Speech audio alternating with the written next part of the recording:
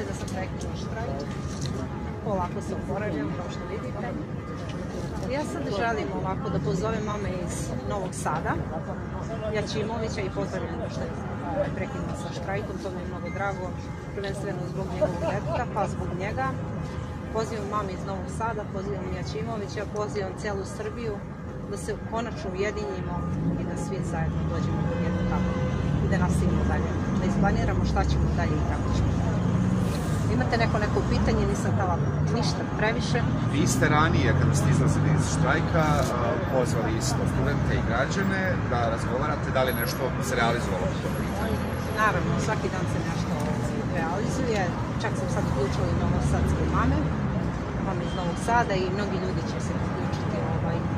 Ja mislim da ćemo dolaziti u subotu pa ćemo zajedno da udružimo snage i da krenemo na borbu. Jer mislim da nam jedino to spas. Jel možemo da pitamo šta je vaš neki predlog za borbu? Čućete njihova mišljenja, ali šta biste im vi predložili kada dođu? Pa ne znam šta planiraju oni. Ajde da se mi sedemo, da se svi dogovorimo šta bi i kako bi. Ja mislim, Jačimović, koliko ja znam, on je najavio blokade. I ja mislim da ja sam za to, da treba da se naprave blokade, da li 48 sati, da li 72 sata, nebitno, ali da krenemo sa blokadama, pa polako.